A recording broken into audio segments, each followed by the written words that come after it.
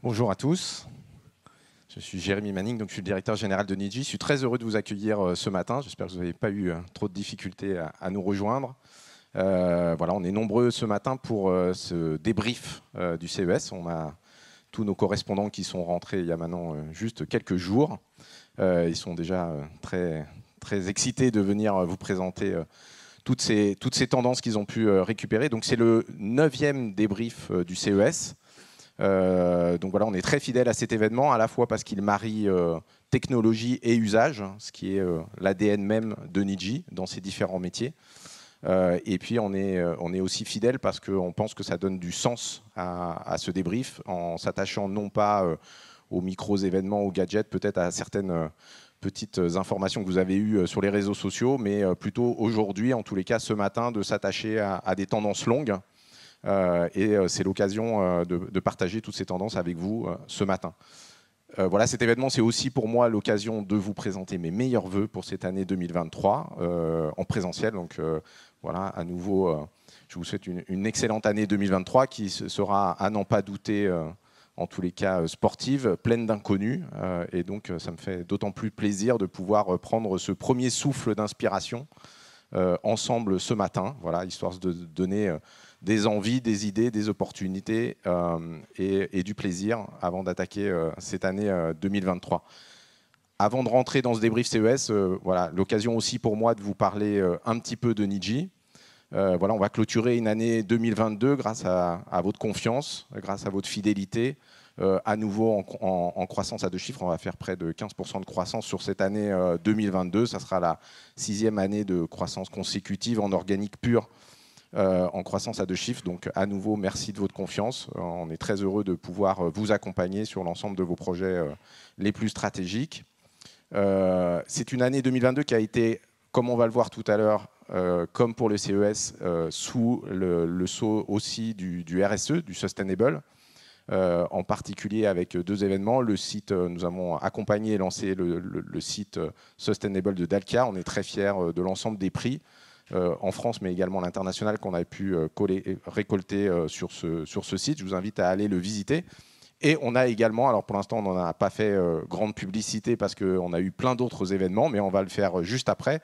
Et donc en tous les cas, je vous invite à visiter le site éco-conçu de Niji, qui, dans la continuité de celui d'Alkia, voilà, pousse encore plus loin l'ensemble des réflexions qu'on peut avoir à la fois sur la partie Sustainable Design, mais également l'ensemble de la conception en Green IT, qui doit, j'imagine en tous les cas, également être source d'interrogation dans vos différents projets aujourd'hui.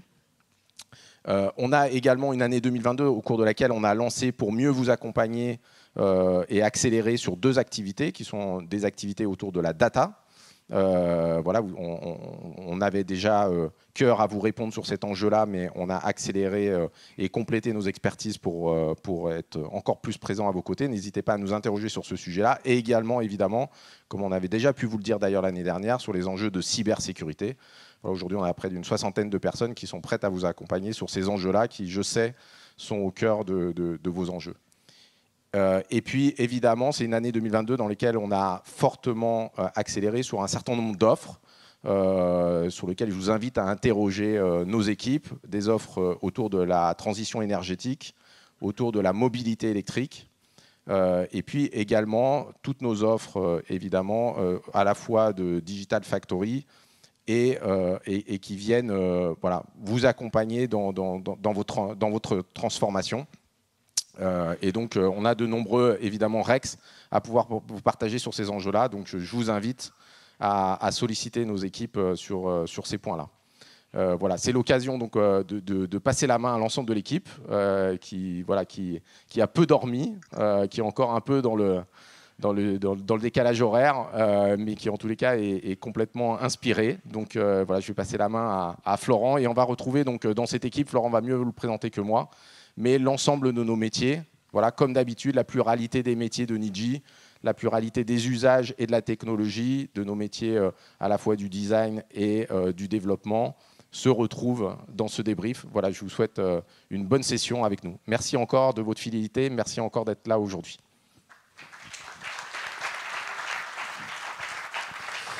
Merci Jérémy. Donc bonjour, moi je suis Florent Roulier. Donc effectivement, j'ai le plaisir de vous présenter l'équipe qui était à Las Vegas pour décrypter ce salon. Donc on avait effectivement des gens représentatifs de la complémentarité des métiers Niji, des gens du conseil avec Sophie et Gaspard, des gens de l'agence design avec Léa, planeuse stratégique, et moi-même avec un background plus technologique pour vraiment bien décrypter ce salon.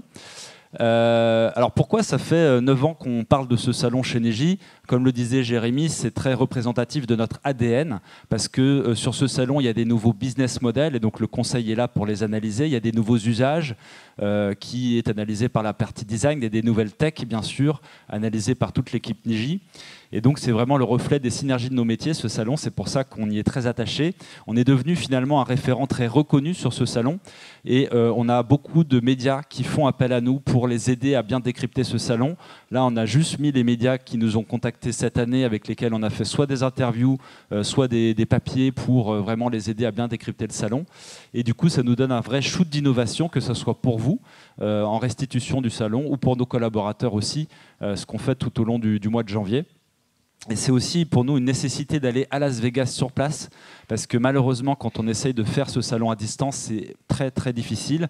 La plateforme n'est pas au niveau, donc on est un peu obligé d'aller là-bas, même si ça fait consommer quelques carburants en avion. Le CES en data, donc c'est un salon qui est donc le plus grand salon dédié à l'innovation un peu au monde, hein, et ça fait 56 ans qu'il existe. Il fait 204 000 m² de surface, donc c'est énorme, c'est pour ça qu'on est 4 pour y aller. Il y a énormément d'exposants, avec d'ailleurs une augmentation du nombre d'exposants. On est à 3200 exposants cette année, donc bien plus que l'an dernier. On n'est pas encore au niveau pré-Covid, où on était à 4400, mais on s'en rapproche. La tendance est plutôt à la hausse. Pareil sur le nombre de visiteurs, 115 000 visiteurs cette année, une tendance à la hausse qui revient au niveau pré-Covid. Et on avait vraiment une impression d'effervescence quand on était sur ce salon. C'était difficile de marcher dans les allées, c'était vraiment pacte et il y avait beaucoup d'effervescence sur ce salon. Donc on sent vraiment un dynamisme revenu malgré la période Covid qui s'est déroulée. Alors, on va beaucoup vous parler de sustainable, d'éco-responsabilité dans ce débrief, et c'est vrai que c'est un peu dommage que ce salon se déroule à Las Vegas, qui est une des villes les moins éco-responsables du monde, hein. Là, c'est juste un exemple d'une rue où même le ciel est un néon. C'est une ville au milieu du désert avec de la clim à fond tout l'été, du chauffage à fond tout l'hiver. Donc c'est pas la meilleure ville pour parler du sustainable, mais c'est là-bas que malheureusement le salon se passe. Et d'ailleurs, c'est pas non plus le meilleur état pour parler de sustainable, puisqu'ils sont quand même responsables de 15% des émissions de CO2, avec encore beaucoup de parcs automobiles qui est nécessairement développé sur ce continent. Néanmoins, c'est un salon donc, qui réunit beaucoup de pays, et c'est ça qui est très intéressant sur ce salon quand même. Il y a beaucoup notamment de Coréens, de Taïwanais qui font le déplacement, et c'est une vraie occasion de découvrir les innovations de ces pays-là. Il y a effectivement beaucoup de présence des États-Unis et une grosse présence française, qui est la première délégation européenne sur ce salon. On notera qu'il y avait beaucoup d'exposants chinois sur le papier, mais qu'en fait sur le salon on a très peu ressenti cette présence. C'était vraiment des tout petits exposants un peu éparpillés sur le salon. On ne les a pas vraiment ressentis. On a beaucoup ressenti plutôt les innovations de Corée du Sud et de Taïwan. Et donc il y avait aussi quelques startups d'Ukraine. C'était assez notable. Je parlais de la France. La France est bien évidemment toujours très présente sur ce salon, avec 200 exposants français qui avaient fait le déplacement, qui venaient de 10 régions françaises. La région Rhône-Alpes était la région qui avait le plus grand nombre de startups qui étaient venues sur le salon. Et on avait également beaucoup d'awards au niveau des Français, donc c'était assez impressionnant. Et d'ailleurs, il y a eu la visite de 2 présidents de région et d'un ministre délégué, donc un vrai buzz de la French Tech sur ce salon. On va commencer tout de suite le débrief, et au lieu de commencer par les tendances un peu sérieuses de ce salon, on aime avoir cet exercice un peu prospectif de vous présenter une journée fictive, celle d'Alice, un personnage elle aussi fictive.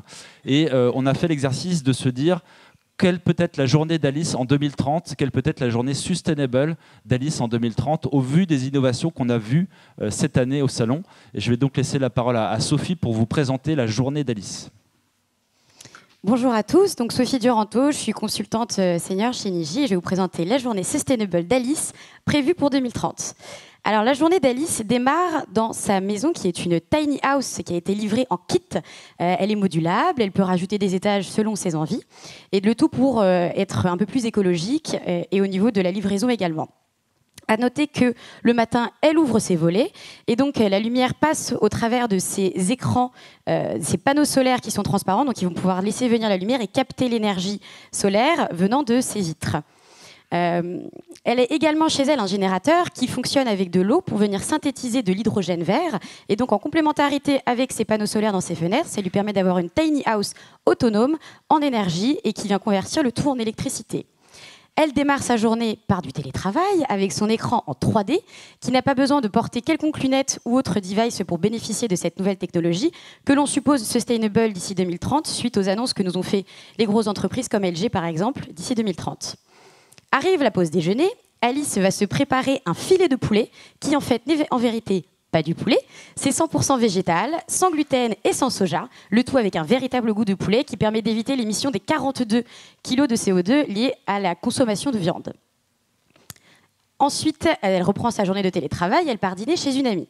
Avant d'aller chez son amie, elle se prépare, elle se maquille grâce à son Brow Magic de L'Oréal, qui vient appliquer directement sur son visage un dessin de sourcil. Certes, cet objet est peut-être moins sustainable, mais elle va garder quand même une démarche écologique car elle achètera moins de maquillage et donc va moins utiliser toute la partie rachat qui va être liée à cela.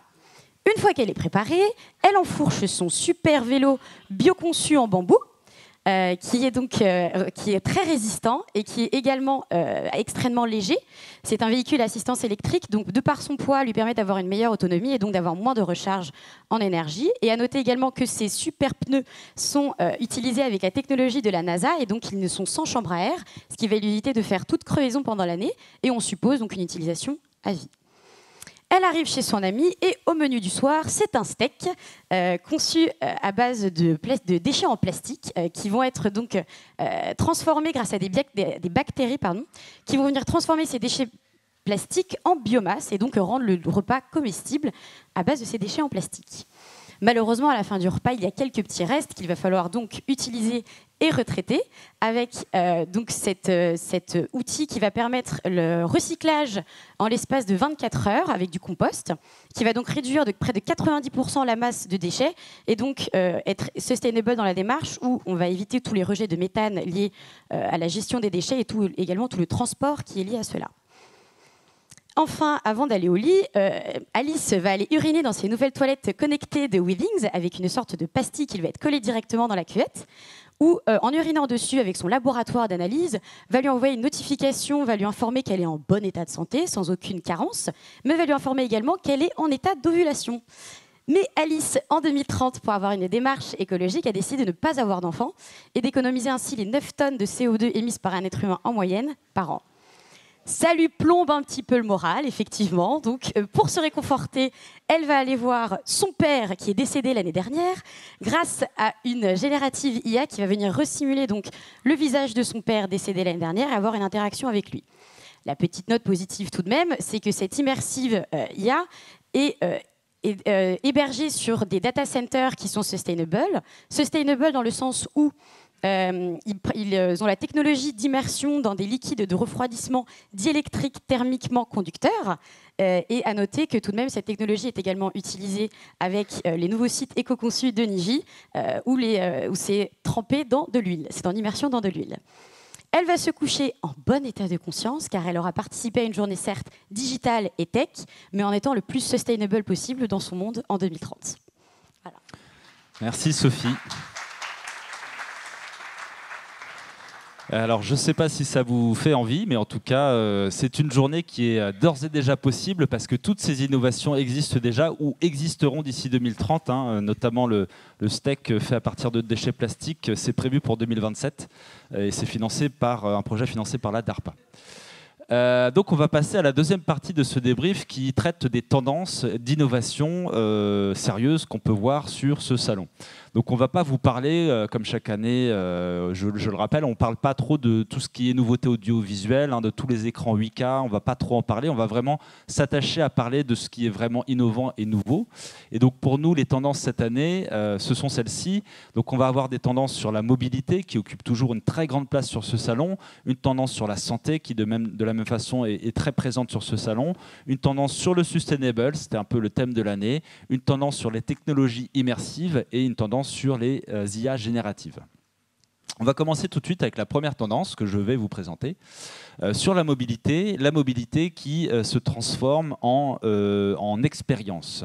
Je m'explique. Aujourd'hui, les voitures, en tout cas la voiture de demain, ce seront principalement des véhicules électriques et qui auront tous les attributs de nos smartphones ou de nos tablettes. Ce sont des véhicules qui sont munis de batteries lithium, qui ont des écrans tactiles partout, qui ont des systèmes d'infotainment, de divertissement, qui ont de l'IA, que ce soit pour les ADAS ou la conduite autonome, et qui sont mises à jour comme nos téléphones en permanence pour avoir de nouvelles fonctionnalités ou plus de robustesse. Et donc finalement la partie conduite est secondaire et c'est vraiment la partie divertissement, infotainment qui prend le pas. Et c'est pour ça que ces constructeurs s'associent aujourd'hui. Ils étaient tous présents sur le salon avec des fournisseurs de solutions informatiques. Que ce soit les clouds avec Amazon ou Salesforce, que ce soit les OS mobiles avec Apple ou Google ou les éditeurs de jeux vidéo, ce sont désormais les partenaires des constructeurs automobiles.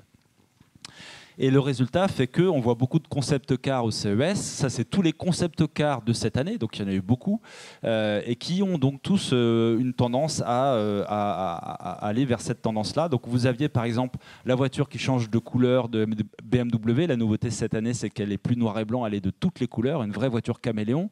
Vous aviez la voiture métaverse de Holoride. Vous aviez 2 concept cars de Stellantis, dont le nouveau pick-up 4x4 électrique.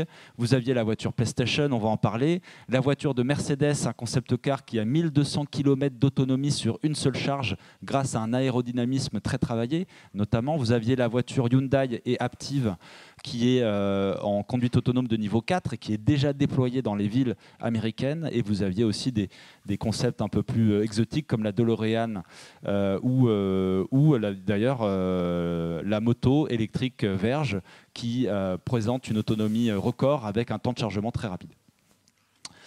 Et ce qui est très notable aussi cette année dans l'industrie automobile, l'industrie de la mobilité en général, c'est que comme ils sont fournisseurs de services et d'expériences, bah justement ils tendent vers la servicialisation, vers les particuliers et vers les entreprises. Donc ils vont vendre, ces constructeurs, principalement des services aux particuliers. Donc ça, c'est pas nouveau. Ils vendent déjà des abonnements et des services autour de la conduite autonome, des ADAS, des movies et de l'entertainment. Ils vendent aussi des services sur la connectivité, la localisation, la télémaintenance. Donc ça, ils vont juste accélérer et continuer de le faire. Mais ce qui est vraiment nouveau cette année, c'est qu'ils vendent aussi des services aux entreprises.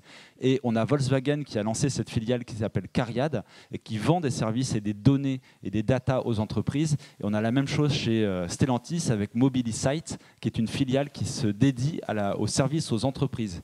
Et donc ce qui est étonnant, c'est de voir que ces constructeurs automobiles sont devenus des éditeurs de solutions informatiques, tellement leur métier s'est transformé, s'est digitalisé finalement.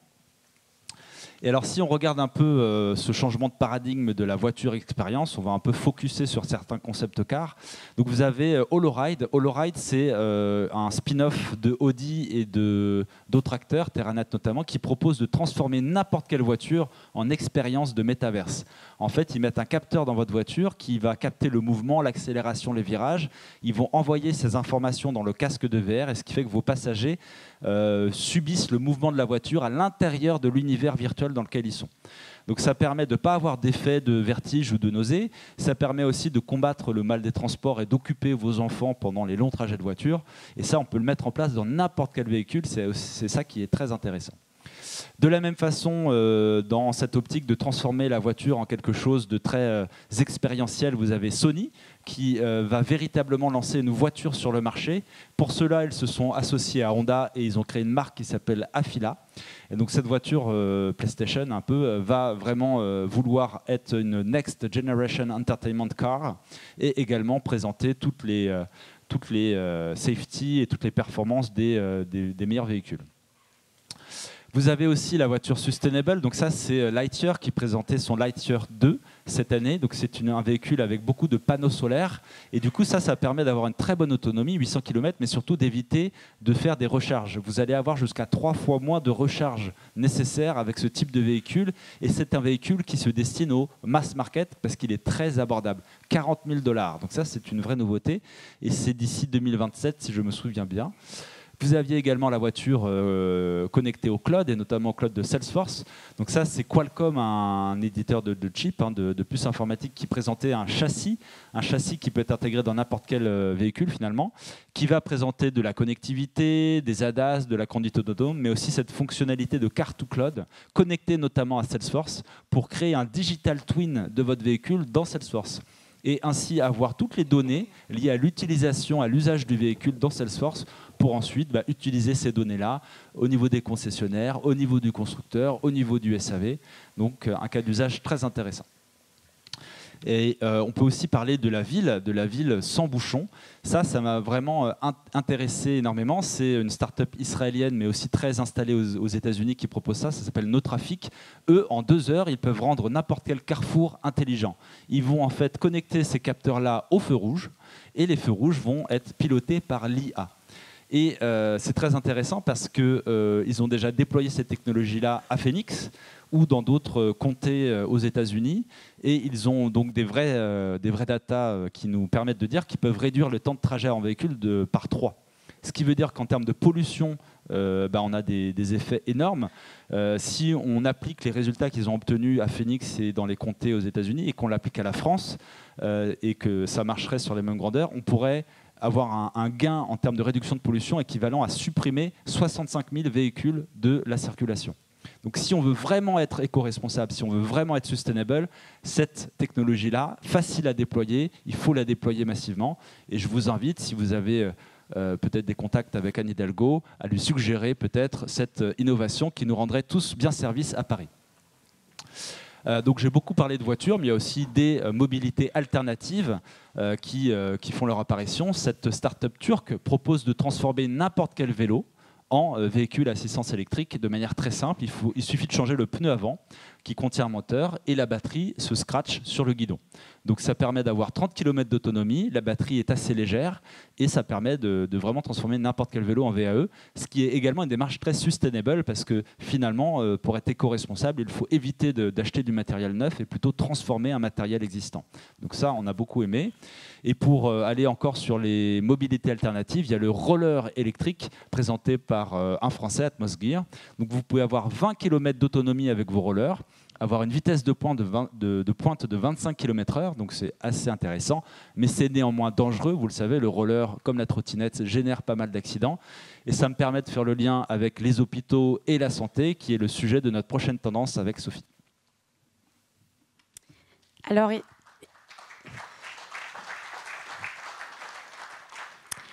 cette année, effectivement, on a retrouvé en majeur la santé également, qu'on a décidé d'appeler cette année donc le Self-Med Tech, dans le sens où on va devenir soi-même acteur de sa santé et du suivi de son état de santé. Donc, avant de démarrer cette tendance, on va faire quelques petits rappels de chiffres à l'heure actuelle pour dire effectivement que malheureusement, de nos jours, la santé est au plus mal, avec les images comme vous pouvez en témoigner. On a trouvé quelques chiffres effectivement pour illustrer ce propos, avec dans un premier temps tout ce qui est en lien avec la saturation hospitalière. Vous voyez bien que les problématiques que nous avons en France sont également les mêmes au niveau international avec les États-Unis. On va retrouver effectivement des lits qui sont déjà occupés et qui seront donc en incapacité d'accueillir de nouvelles personnes, sachant que pour la France, en tout cas, ces chiffres peuvent s'empirer avec les nouvelles vagues de grippe qui vont arriver. On observe également aussi des nuits d'urgence fermées, à défaut d'avoir du personnel, des médecins, des soignants, des infirmières qui sont présents sur site. On note aussi également toute la partie du burn-out qui vient donc témoigner d'une tension, d'un stress constant et d'une activité et d'un effort extrêmement fort demandé au personnel soignant. Donc ces chiffres, on les retrouve également aux États-Unis pour témoigner de tout cela, avec par exemple 61% de médecins libéraux en burn-out pour la France en 2022. Et enfin, également, pour témoigner de cette situation de crise dans le domaine de la santé, on observe qu'il y a des pénuries de médicaments, cela lié en tout cas à la pénurie des matières premières, mais aussi aux situations politiques et même juste contemporaines là-dessus.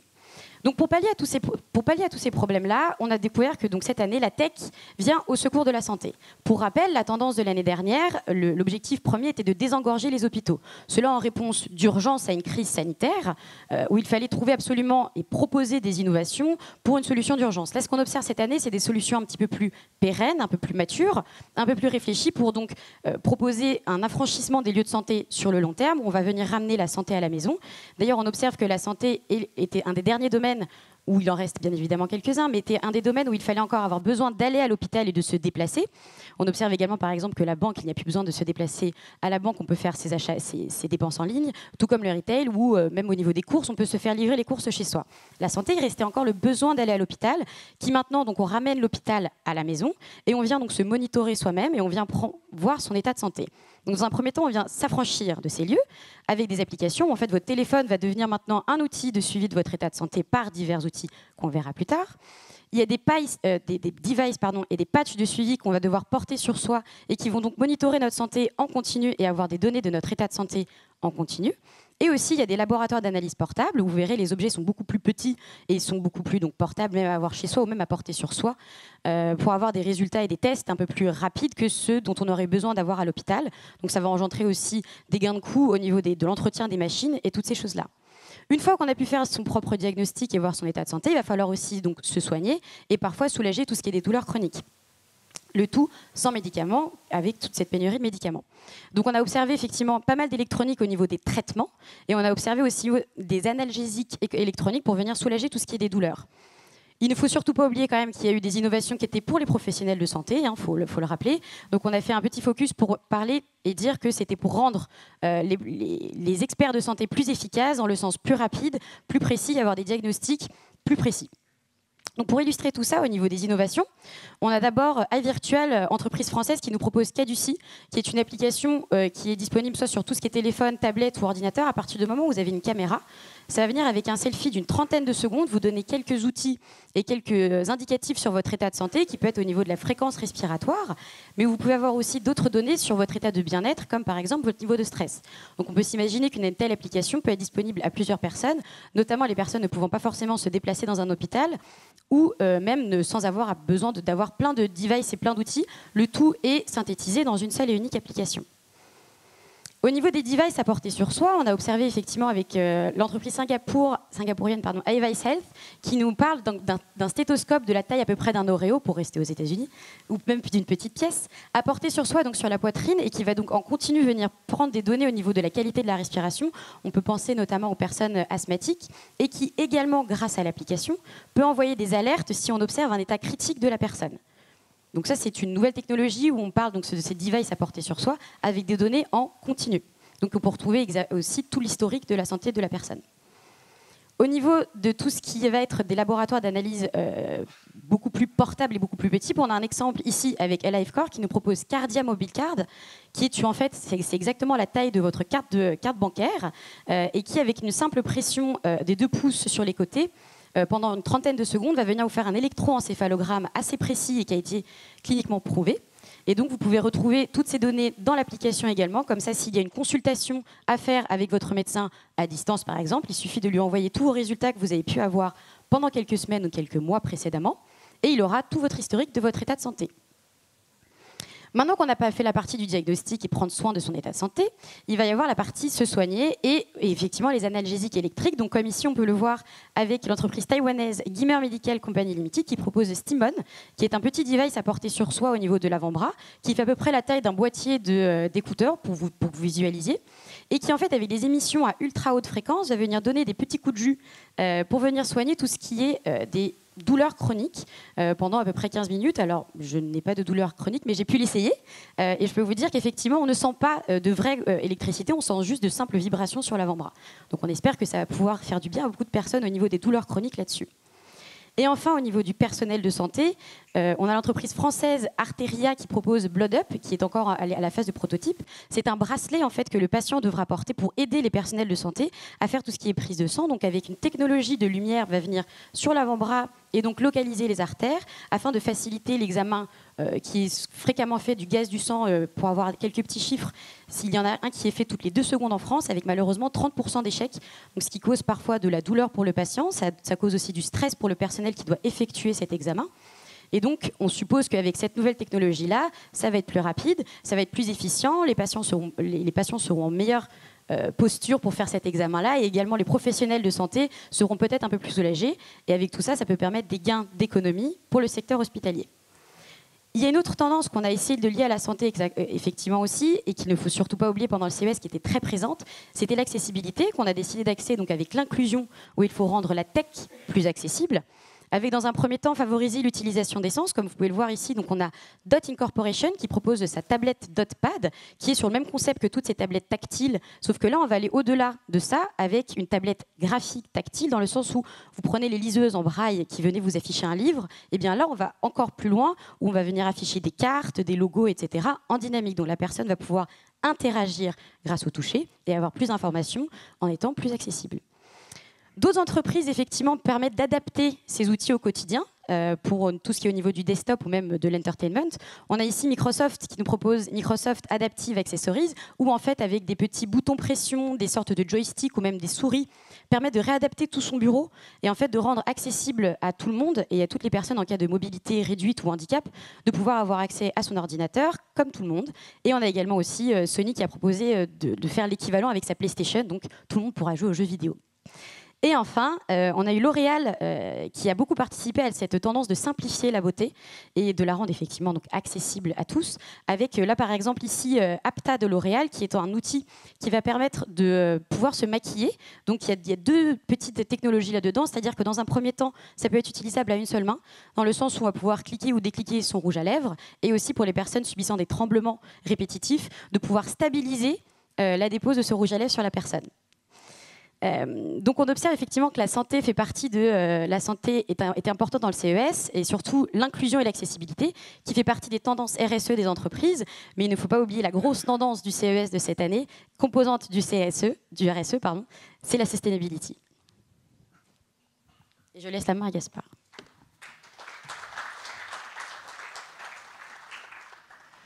Bonjour. Alors, comme on disait, il y a une contradiction à parler de sustainable à Las Vegas, mais nous, ce qu'on a vu, ce qu'on a entendu, c'était que le sustainable était sur toutes les bouches. On aurait d'ailleurs pu appeler ça sustainable everywhere à Las Vegas. Alors, qu'est-ce que c'est le sustainable à Las Vegas, au CES? Déjà, ce sont des photos d'éoliennes, des photos de forêt, parfois des photos d'éoliennes dans la forêt. Derrière toutes les conférences, toutes les keynotes de tous les annonceurs auxquels on a assisté. Je continue mon petit disclaimer pour dire aussi que au CES, la notion de sustainable, c'est peut-être la notion dont la définition est la moins partagée. Si on regarde l'exemple, alors je ne vais peut-être pas parler du cas des trucks électriques, des gros trucks électriques qui permettent de vivre l'American Way of Life sans pétrole, mais avec une électricité qui est fabriquée aux 3/4 avec du gaz ou du charbon. Je vais prendre plutôt un exemple dans l'agritech, et le CES a distribué des awards, donc les Innovation Awards, qui sont les grandes tendances qu'on observe, enfin qu'on va chercher à découvrir quand on part là-bas. Et ils ont distribué des awards à la fois sur des choses qui vont être très think big, c'est-à-dire comment est-ce qu'on va faire pour nourrir toute la planète. Et quelque part, ça c'est soutenable, c'est-à-dire je vais nourrir toute la planète. Et donc Gus, c'est des tracteurs autonomes qui vont pulvériser des herbicides sur des centaines d'hectares dans des exploitations intensives. Et l'opérateur qui dirige ça à distance peut conduire simultanément 8 tracteurs.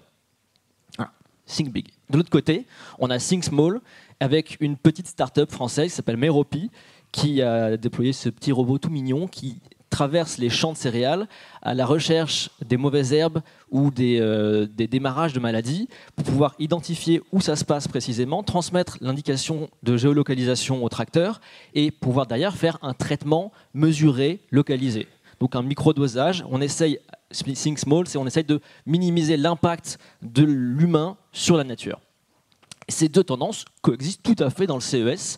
À mi-chemin entre les deux, on a d'ailleurs John Deere qui a récolté plein d'awards, John Deere qui fait des énormes tracteurs autonomes, mais qui développe aussi sa technologie See and Spray pour justement limiter de la même manière l'utilisation d'herbicides dans les traitements agricoles.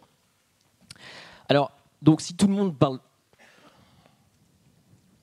de sustainable, notre lecture à nous, après ces quelques jours dans le salon, c'est qu'on en retient 4 grands axes.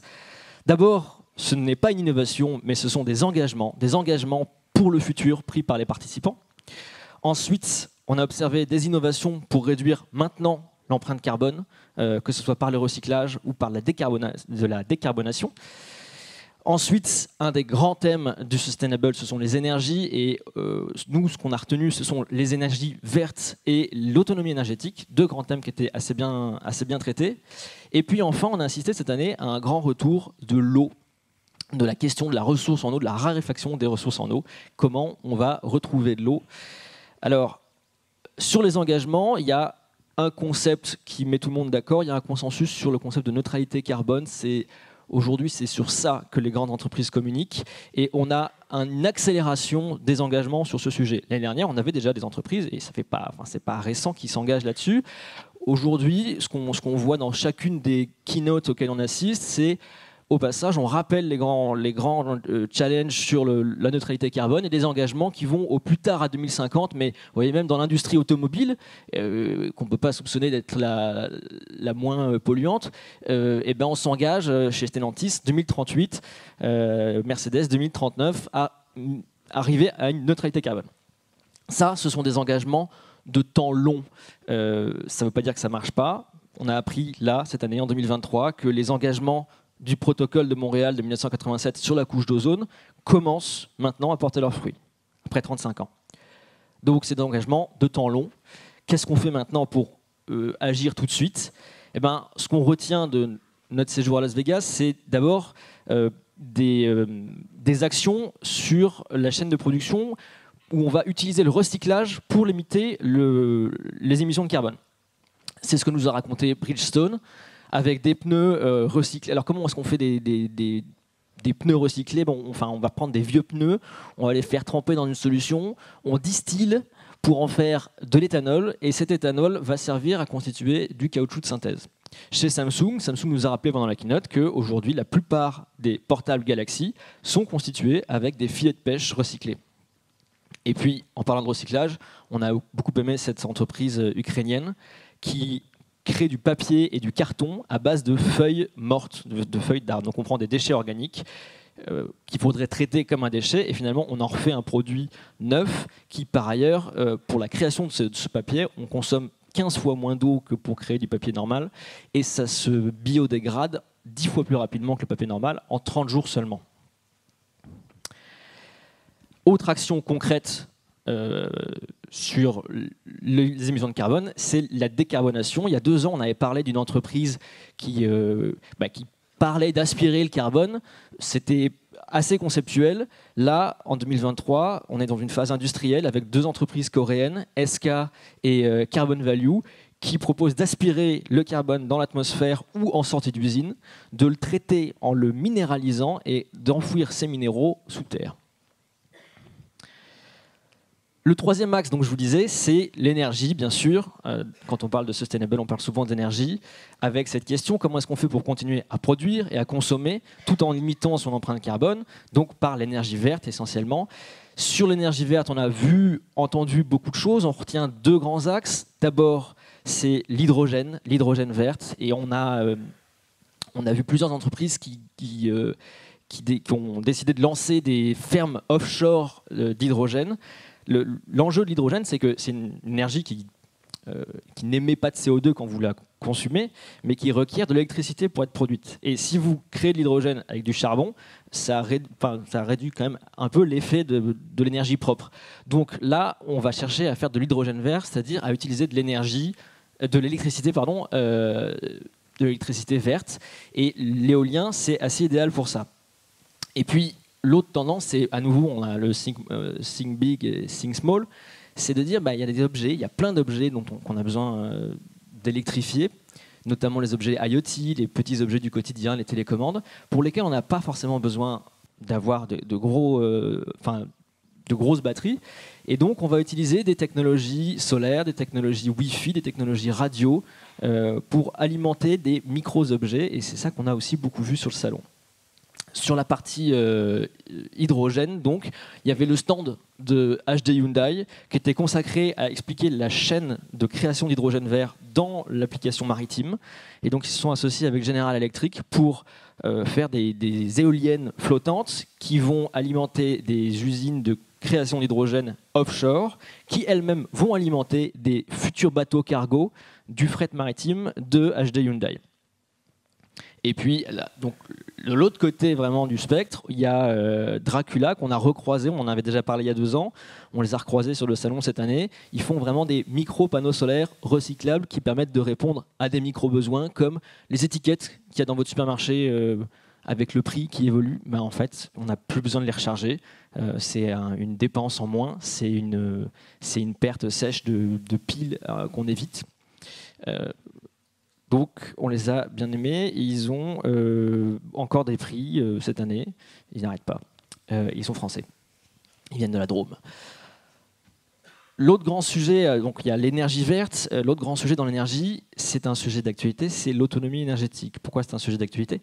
Parce qu'en 2022, on a des contextes géopolitiques de guerre qui fait que le prix de l'électricité, du gaz augmente terriblement. On a un contexte climatique avec des tempêtes qui rend l'énergie moins disponible, des risques de coupure de courant, des coupures de courant par endroit. En France, enfin en Europe même, on a eu la menace tout l'automne d'avoir pendant cet hiver des coupures d'énergie. Aux États-Unis, ça a eu lieu, et nous, on a rencontré sur le stand de Schneider quelqu'un qui habite aux États-Unis, qui nous a raconté qu'à Noël, pendant 4 jours, il a eu 10 minutes de coupure toutes les 2 heures. Donc c'est concret. Ça rend nécessaire la question de l'autonomie de la maison en électricité. Et donc, comment on fait ? Pour ça, il faut produire son électricité, il faut pouvoir la stocker, et il faut pouvoir gérer l'autonomie de sa maison, c'est-à-dire quand est-ce qu'on se raccorde au réseau, quand est-ce qu'on utilise ce qu'on a fait soi-même, ce qu'on a produit soi-même. Et donc sur la partie produire et stocker son électricité, il y a Jackery, qui est une entreprise américaine qui promet un peu la van life. Et alors eux, ils développent plein de panneaux solaires qui sont pliables ou qui sont intégrés dans des éléments de camping. Ils ont aussi beaucoup de batteries. Et puis là, cette année, ils nous présentaient une éolienne portable qu'on peut emmener dans sa caravane et on sort de sa caravane quand on va sur la plage. Un côté un peu plus sérieux et opérationnel, on a rencontré, j'utilisais Schneider, qui lance aux États-Unis cette année la version américaine de Wiser, dont on avait parlé aussi il y a 2 ans, qui est un produit européen. Schneider Home, c'est la manière de mettre tout l'écosystème de l'électricité de la maison dans un seul endroit, qui est une application qui va vous permettre de gérer intelligemment cette électricité, qui va vous permettre même d'oublier que ça existe, mais elle-même gère intelligemment, elle vous permet pendant ce temps-là de faire baisser votre facture. Dans cet écosystème, on va retrouver le panneau solaire, la batterie, le chargeur de votre véhicule électrique, le tableau électrique, toutes les prises, les interrupteurs. Et c'est modulaire, donc vous n'êtes pas obligé de prendre tout chez Schneider. Vous pouvez avoir quelque chose, un service ou un device d'une autre marque. Vous pouvez quand même le ramener dans cet écosystème digital. Et tout ça vous permet de répondre. Alors donc les cas d'usage qu'on peut avoir dans l'énergie management, c'est bien sûr la coupure d'électricité. Donc vous avez une coupure d'électricité, paf, on bascule sur la batterie. Mais on ne va pas tout basculer sur la batterie parce qu'on ne sait pas combien de temps va durer la coupure. Et donc Schneider Home, il va directement, enfin automatiquement décider que certains devices de la maison doivent être backupés, le congélateur par exemple. Et puis vous avez un usage à ce moment-là et vous dites oui mais moi j'ai besoin de ça en plus, donc sur l'application vous pouvez décider que vous voulez continuer à binge-watcher votre série Netflix et donc clac, vous rallumez la télé ou vous rallumez la box internet. Autre cas d'usage, c'est la limitation de puissance souscrite. Vous avez peut-être souscrit 6 kVA, 9 kVA, vous arrivez avec votre voiture qui a plus d'énergie, vous branchez la voiture, mais il y a le four, il y a le lave-vaisselle, le lave-linge. Schneider Home détecte que ça va sauter très bientôt, donc il empêche le véhicule électrique de charger et il concentre la puissance disponible sur les éléments dont vous êtes en train de vous servir tout de suite selon vos habitudes. Et puis, troisième cas d'usage, c'est bien sûr la détection des heures creuses, des heures pleines. Vous branchez votre véhicule électrique, mais en fait, lui, il a repéré que dans 1 heure, on passera en heure creuse, donc il va reporter l'utilisation du chargeur sur le véhicule électrique pour le consacrer à l'heure creuse. Voilà. Et puis enfin, on parle de ressources, de limitation de ressources. Il y avait, je vous disais, l'eau. On a entendu beaucoup parler d'eau pendant le salon, avec ces 3 thèmes qui sont comment est-ce que je fais pour éviter le gaspillage de l'eau. On estime qu'on va avoir une demande qui va augmenter de 40% d'ici 2030, ce sont des chiffres de l'ONU. Comment est-ce qu'on évite donc de perdre les ressources en eau disponible, en eau potable? Si on n'a pas d'eau potable, ben comment on fait pour en créer à partir de rien? Oui, on a vu ça. Et puis, si on a de l'eau qui est dans un état pas consommable, comment est-ce qu'on fait pour la filtrer et pouvoir la consommer? Donc, éviter le gaspillage, déjà à l'échelle de la ville entière, on a rencontré Aqua, qui est un robot qui s'intègre dans les canalisations d'induction d'eau potable et qui permet d'aller auditer l'état de ces canalisations. Il faut savoir que chaque année dans le monde, c'est des centaines de milliards de mètres cubes d'eau potable qui sont perdus à cause du mauvais état des canalisations de villes. Et donc, ce robot, il va circuler à l'intérieur des canalisations, repérer où est-ce qu'il y a des traces d'usure, où est-ce qu'il y a des fuites pour pouvoir les réparer. Il permet également de créer ce qu'on appelle un digital twin, c'est-à-dire qu'il va vous cartographier l'ensemble du réseau. Il y a certaines régies d'eau qui ont besoin de ça parce qu'ils ne connaissent pas l'intégralité du réseau. Et donc, ça contribue à identifier les points de rupture où on a un risque de gaspillage.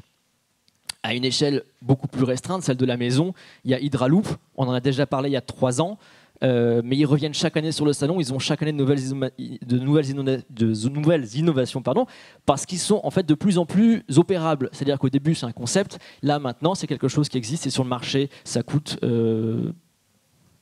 1500 €.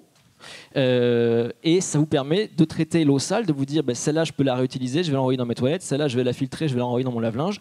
Donc c'est concret, j'économise 45% de ma consommation d'eau sur une année. 45%, c'est pas rien. Et sur la facture ça se ressent. Et puis comment est-ce que je crée de l'eau à partir de rien? On a vu cette fontaine à eau qui crée de l'eau à partir de l'air ambiant. C'est une technologie pareille qui n'est pas absolument nouvelle. On en a parlé il y a 4 ans, c'était une application qui n'était pas du tout industrielle, c'était un prototype. Là, ce qu'on a aimé là-dedans, c'est que c'est concret, c'est un produit, ça rentre sur le marché, c'est un cas d'usage commun, la fontaine à eau, chez moi, dans ma maison ou dans une PME, ça crée 10 litres d'eau par jour à partir de l'air ambiant et ça coûte 3 500 € quand même, mais donc ça existe, ça y est. Et puis enfin, comment est-ce qu'on fait pour consommer de l'eau quand on n'a pas d'eau potable sous le bras? On a rencontré cette entreprise qui c'est en fait une membrane qui vient filtrer l'eau instantanément. Alors ce qui la différencie d'une pastille que vous allez mettre dans un verre d'eau que vous allez trouver chez Decathlon ou sur un plateau de l'armée française, c'est que là c'est direct, instantané, et qu'en plus ce filtre a une durée de vie supérieure à tous les autres filtres qu'on trouve sur le marché. Voilà, on a fait un tour d'horizon de tout ce qu'on a vu sur le sustainable au CES. Après vous avoir parlé de l'eau, je vous propose de vous immerger dans la tech avec Léa.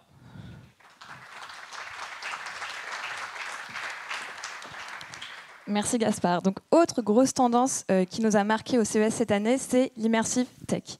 Mais avant de se plonger dans la tech, je vous propose un rapide retour en arrière.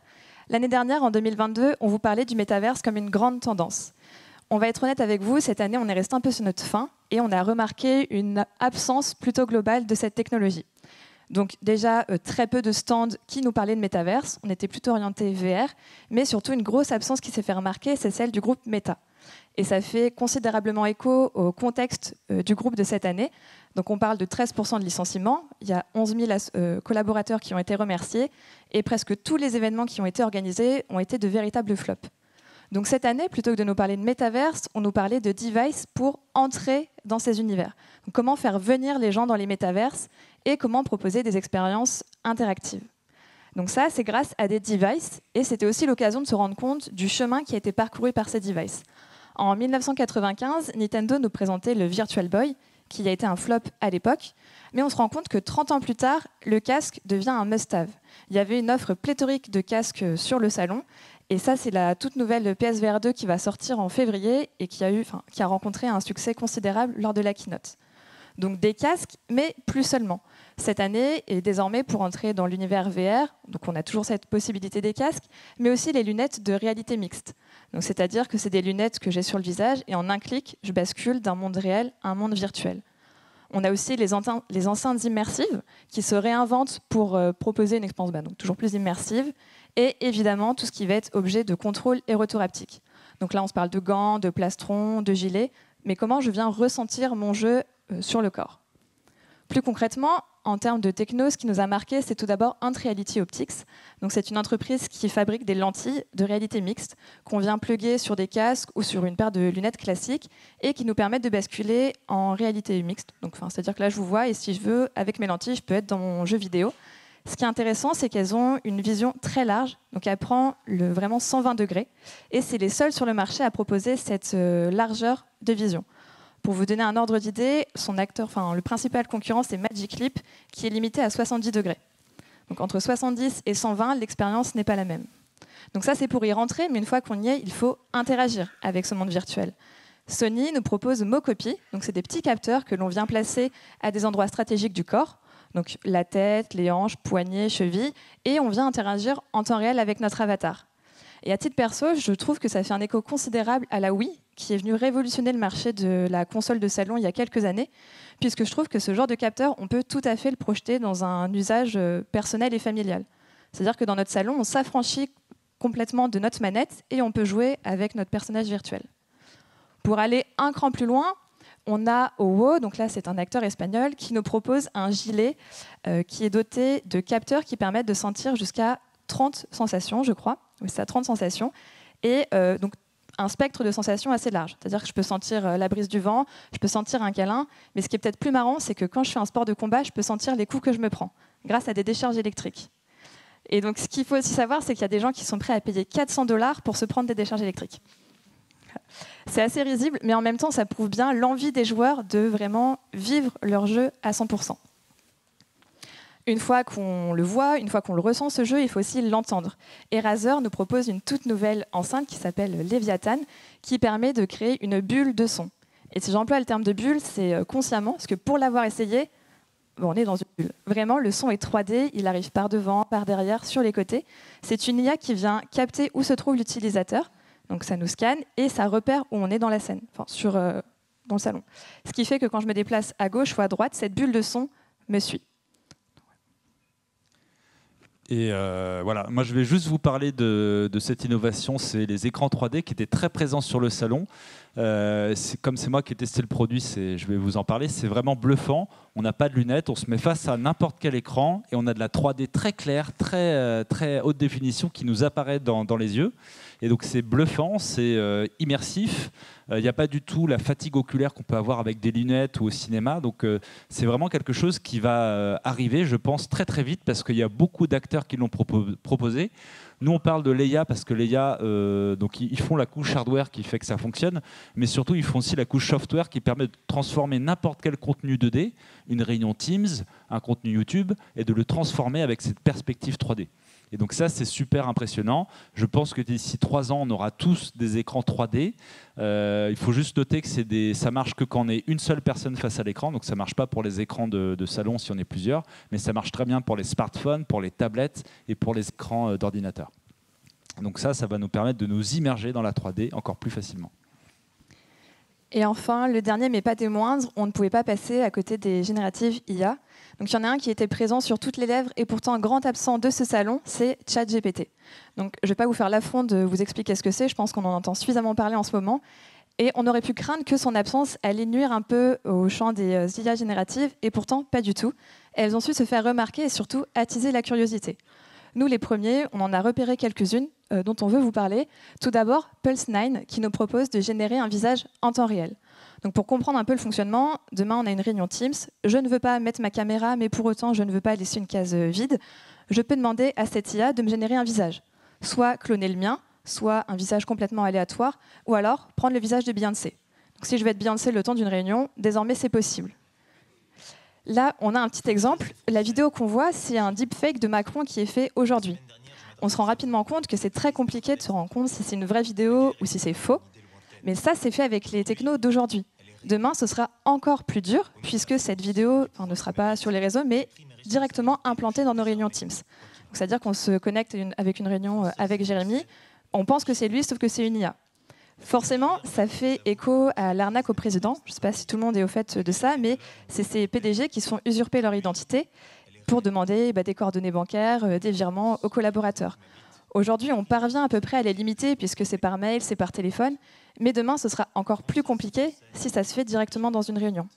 Donc voilà, il y a un gros enjeu de sécurité et cybersécurité. Donc voilà, Iminetti a encore un peu de boulot pour quelques années. Donc là, c'était pour générer un visage, mais on peut aussi générer une voix désormais. Donc ça, c'est une IA qui s'appelle Synapse, qui nous vient de Corée du Sud, qui peut générer une voix, là encore, soit cloner ma voix ou la voix de quelqu'un que je veux, soit me créer une voix de rien du tout. Ce qui est intéressant, parce que ça existe déjà aujourd'hui, vous allez me dire, mais désormais, je peux faire ce que je veux de cette voix. Je peux la faire parler, je peux la faire chanter, mais surtout, je peux lui demander de faire transparaître des émotions particulières, de la peine, de la joie, etc. Et donc, c'est particulièrement intéressant. Là, c'est une publicité. Tout le son qu'on entend dans cette pub est généré par une IA.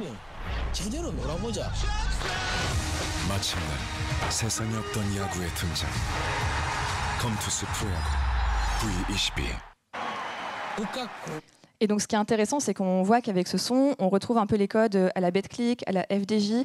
Enfin, l'IA a réussi à regrouper tous ces sons un peu typiques qu'on retrouve dans les pubs de jeux vidéo. Mais ce qui est intéressant avec tout ça, c'est pas de vous parler de ces génératives IA les unes séparées des autres.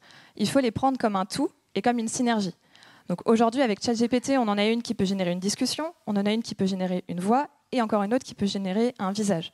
Donc je vous fais pas de dessin, c'est aussi intriguant que flippant ce qui peut se passer. Et on vous en parlait dans la journée d'Alice, il y a déjà Rememory qui nous propose de parler avec des personnes décédées. Là, ça va aller un cran plus loin. Parce qu'à l'heure actuelle, cette techno, elle est intéressante, mais elle est un peu fade.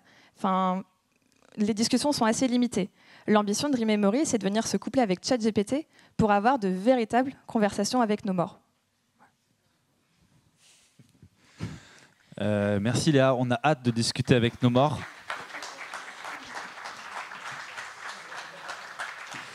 On va finir ce débrief avec quelques coups de cœur assez rapides. Donc je vais vous parler de mon coup de cœur, mais c'est aussi l'occasion de parler de la maison connectée. Il faut savoir qu'un nouveau protocole a fait son apparition qui s'appelle Matter. Et Matter, ça permet de rendre interopérables toutes les marques de la maison connectée. Donc le gros problème de la maison connectée, c'était que toutes les marques avaient chacun son écosystème. Il fallait avoir un bac+5 pour faire tout marcher ensemble. Et encore, parfois, ce n'était pas suffisant. Aujourd'hui, avec Matter, ça va se populariser et vous allez tous avoir des volets roulants qui communiquent avec votre frigo, qui communiquent avec votre voiture. Et c'est ce protocole qu'utilise d'ailleurs Samsung pour développer son SmartThings Hub. Donc c'est un hub pour piloter tous ces appareils. Et en fait, toute leur keynote et tout leur stand à Samsung était dédié à ce SmartThings. Pour eux, ils ont fait vraiment le pari d'avoir la maison connectée et tous ces objets qui parlent entre eux. Vous aviez par exemple le use case de votre frigo qui peut avoir une caméra pour surveiller vos aliments, mais qui va du coup aussi surveiller la maison et qui vous préviendra d'un intrus. Vous avez aussi la télé qui se connecte aux ampoules Philips Hue, et donc en fonction du film que vous regardez, vos lumières vont changer de couleur. S'il y a un dragon qui crache du feu, les lumières seront de couleur orange par exemple.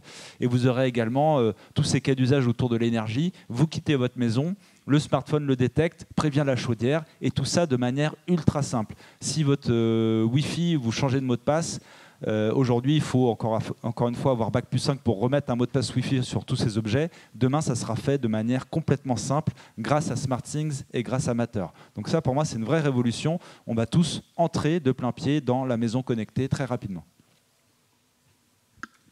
Moi, il y a une innovation qui m'a beaucoup marquée pendant la keynote de Samsung qui nous a présenté un mode au niveau de la visualisation qui s'appelle le Relumino Mode et qui, en fait, comme le montre l'image, va venir utiliser tout ce qui est les contrastes, la luminosité, les couleurs, etc., qui vont venir accentuer, en fait, pour que quelqu'un qui ait des problèmes au niveau de la vision, des malvoyants ou autres, situation de handicap, puisse profiter d'un film, d'une série, d'un jeu vidéo ou autre avec nous sur le même canapé et de pouvoir bénéficier de cette expérience tous ensemble. Et puis moi, en 2022, j'ai eu une petite fille. Et alors, quand j'étais au CES, je me suis intéressé à toute la baby tech. Et j'ai notamment trouvé cet appareil. C'est un device qu'on met près d'un berceau et qui a une intelligence artificielle qui est capable d'interpréter les cris du bébé et de vous dire bah, là il a faim, là il faut changer sa couche, là il a mal. Et donc ça vous facilite la vie forcément. Et puis il y avait aussi cette poussette connectée autonome. Donc ça c'est une poussette dans laquelle, enfin, qui a un moteur d'assistance, donc si vous tenez la poussette, elle peut avancer toute seule. Si vous la lâchez, même en pente, elle s'arrête, elle freine. Si vous avez les mains prises parce que vous êtes en train de laver un biberon, la poussette peut faire des petits mouvements de va-et-vient pour bercer bébé. Et si vous prenez bébé et que la poussette détecte qu'il n'est plus là et que vous vous déplacez, la poussette va vous suivre toute seule et vous allez la retrouver un peu plus tard derrière vous. Voilà, ça se lance, c'est une société canadienne, ça se lance en milieu d'année 2023 pour la modique somme de 3 800 €. Et en ce qui me concerne, mon coup de cœur, c'est un projet français qui vise à réduire les symptômes de la maladie de Parkinson. Donc c'est incubé à Grenoble et en fait ils viennent nous implanter de la fibre optique dans le cerveau et grâce à des ondes lumineuses dans la zone noire du cerveau, ça permet d'endormir les symptômes Parkinson. Donc on n'en guérit pas, mais au moins on peut vivre avec. Merci Léa, Gaspard et Sophie. Donc ça, c'était nos coups de cœur et on arrive à la conclusion de ce débrief. Donc ça fait 9 ans qu'on va au CES et qu'on vous donne ces tendances. Et ce qu'on aime voir, c'est l'évolution de ces tendances. Et donc, comme vous l'avez vu aujourd'hui, il y a des tendances qui vraiment ressortent, qui prennent de l'ampleur. C'est tout ce qui est sustainable, tout ce qui est santé, tout ce qui est véhicule électrique et mobilité, et tout ce qui est IA. Et ça fait plusieurs années qu'ils prennent de l'ampleur et qu'ils occupent quasiment tout le terrain au CES. Il y a des tendances qui restent là, mais qui stagnent un peu. J'ai mis la Smart Home dedans parce qu'il y avait finalement que Samsung qui a parié là-dessus, mais il y avait des grands absents comme Somfy et Legrand qui n'étaient pas là cette année. Donc voilà, mais je pense que l'année prochaine, ils vont du coup redynamiser aussi ce secteur. Il y avait un peu moins de robots aussi cette année, que ce soit des robots humains ou animaux. Il y avait un peu moins de food tech et on l'a dit, un peu moins de métaverse. Et puis il y a des tendances qu'on considère un peu mortes parce que vraiment absentes par rapport aux autres années, notamment tout ce qui est NFT, tout ce qui est blockchain. Alors la blockchain reste un enabler technique intéressant, mais en tout cas ils étaient moins présents en termes de communication sur le salon, tout ce qui est assistants vocaux et imprimantes 3D. Il y a une question qui revient souvent quand on parle du CES, c'est est-ce que c'est toujours aussi waouh le CES, est-ce qu'il y a un renouveau alors, pour répondre à cette question, il faut aussi voir que l'innovation, ça s'apprécie aussi sur un temps long. Par exemple, j'ai parlé tout à l'heure de Lightyear, la voiture à panneaux solaires. Eh ben, Lightyear, il y a 3 ans, ils sont venus sur le salon, ils avaient juste un prototype, un projet. Ils sont revenus ensuite sur le salon avec la Lightyear One, qui était une voiture à panneaux solaires, mais un peu de niche, car très très chère, donc qui adressait les ultra riches, qui avait des performances, on va dire, basiques. Et puis ils reviennent cette année sur le salon avec la numéro 2, qui est là un produit de mass market, et donc un produit qui a maturé. Et ce qui est intéressant au CES, c'est de voir cette maturation de l'innovation pour confirmer des tendances. Et c'est pour ça que l'innovation au CES, elle s'apprécie sur un temps long. Et c'est aussi pour ça que c'est intéressant d'y aller. Il n'y a pas forcément des innovations de rupture chaque année, mais il y a des innovations qui se confirment et des tendances qui se confirment et des changements de société du coup qu'on peut anticiper grâce à ça. Et c'est aussi parce que ça s'apprécie sur un temps long que les organisateurs du CES ont annoncé qu'ils ont un partenariat avec la ville de Las Vegas et avec le Convention Center qui a été renouvelé pour les 25 prochaines années. Donc vous allez encore nous voir pendant 25 ans sur cette scène à vous faire des débriefs et on espère que vous reviendrez à chaque fois avec plaisir. En tout cas, on vous remercie pour votre attention aujourd'hui et on a été ravis de vous présenter ce débrief du CES 2023.